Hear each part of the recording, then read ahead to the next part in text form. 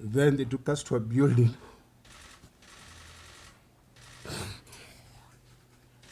To this place where they went to torture us.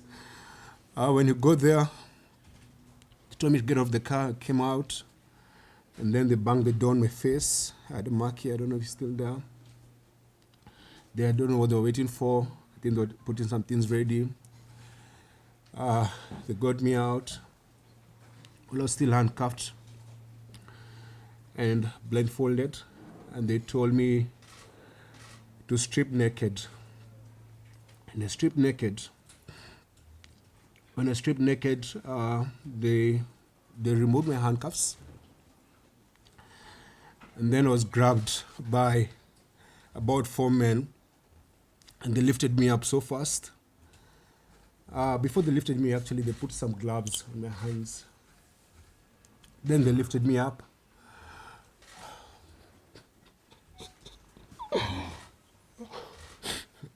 They lifted me up and tied me upside down. There's a photo I saw online about what they did to us. It's in my bag. You can distribute when I'm done talking. So we were put on upside position where my legs were up like this. My body's up. I'm stuck naked. And then they started beating my feet. So they would beat me and massage my feet. Beat me and massage my feet. I was screaming so hard. I couldn't even, there was no tears coming out because of how painful it was. And one of them said, put his hand in his mouth. So they put my hand in my mouth. Then they would tell me, stop screaming. The kids are sleeping. And then to drown my screams, they opened the car because I could hear then they were playing gospel music in the background. They beat me. Then they removed the underwear from my mouth and they started questioning me, asking my name, where are you from, why are you here, who sent you, why are you coming to destabilize our country? And then they said, Wekamoto. So some guy put lubricant in my rectum, in my anus, and then started inserting objects. They insert objects and pull it out.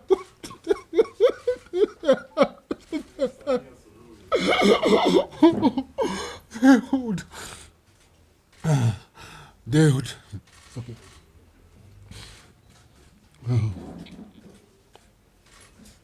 They would put objects in my anus and then say you're feeling nice, say you're feeling good. Then they say Asante SAMIA, Asante SAMIA. So I say Asante to their president. Then they'll push hard and then pull it out again. They did that. Say I started bleeding. And they dropped me. Then I'm still blindfolded. They took me to a wall and then told me to face the wall and then squat.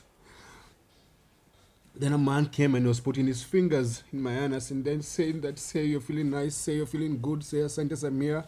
Then they would do that. And then they would do that.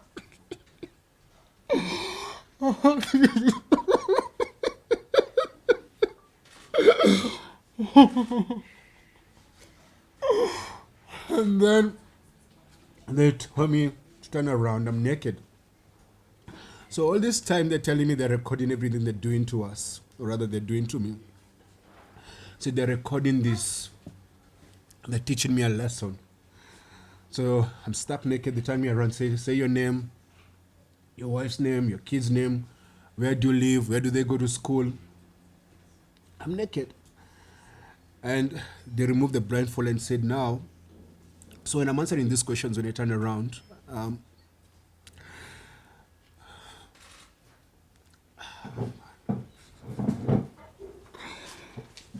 when I'm answering these questions, they are just threatening me. So like when they're abusing me, they're saying I should feel good and say thank their president for doing that to me, like Sema Sande Sana, Sande Sana. So they told me we have recorded these videos so that if you go back to your country and you say what we did to you, we shall put them online and shame you, and your kids will see this, your family will see this, everyone will see this. So While I was naked, they questioned me, asked me my email address, my passwords, everything. And because I was in so much pain and I was afraid they're going to hurt me some more, I gave them everything they wanted. Then they told me to dress up. And that's when they took over to go and torture Agatha.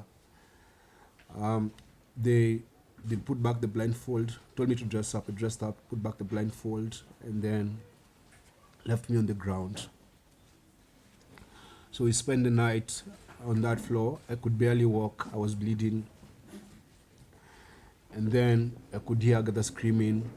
And one of the men was there saying, why don't you give me permission to rape her? Because this one is like bit good. She looks very nice. Let me just allow me to shisha muzigo, like let me rape her. So I don't know what happened to Agatha, but I could just hear her screaming. The following morning, on Tuesday morning, they came and they told us to remove our clothes and to go shower. So my feet were swollen. I could not walk. So I begged them to allow me to crawl like a dog so that I could go to the bathroom. I crawled like a dog to where the bathroom was. That's when they removed my handcuffs.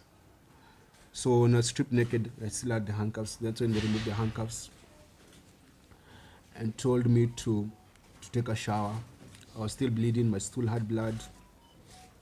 And there's a man with an AK-47 standing there, like wearing civilian clothes.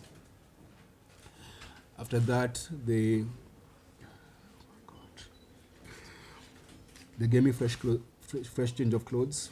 They were just insulting me and took me to another white Land Cruiser, still blindfolded, and they took me away.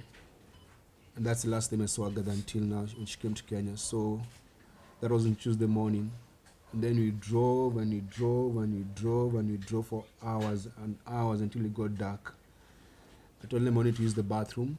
They said you can't leave the car. So they gave me a bottle to pee. I was still blindfolded and handcuffed. Then eventually at night, I don't know where we ended up to, they took me to a room where they left me there. They gave me like a soda and a loaf of bread. That was on Tuesday night. So I slept there. I could hear, it was like a coastal place because I could hear the call for prayers, and there was like a warmth and a lot of mosquitoes. Spend the night there. They just come, insult me or kick me and go. Come, insult me, kick me and go. And then on Wednesday morning, they gave me they gave me a cup of tea and an andazi. Then that Wednesday during the afternoon, their tone changed. They said, now we're gonna let you go, but we're gonna let you go with a very onyokali, which means like a stern warning, that if you leave this country, you should never come back or we'll kill you. If you go to your country and say what we did to you, we'll find you and we'll kill you. And should never come back. So they said, do you want to eat? I said, I don't want food. I didn't have an appetite. The other thing is that because every time I wanted to go to the bathroom, they'd actually go there and stand by me like they're inspecting my stool. So I didn't have any privacy. And the only time the handcuff came up is when I went to the bathroom. But the blindfold never came out. So that afternoon they gave me a painkiller. Then on Wednesday evening, they told me now you have to learn how to walk because I could barely walk. So they told me to remove open shoes, took me outside. 4 officers surrounded me, they're all in civilian clothes. They stood there, removed the blindfold, said now you have to walk and make sure you try and step your feet on the ground. Step your feet. Said we're gonna let you go, but don't ever come back in this country.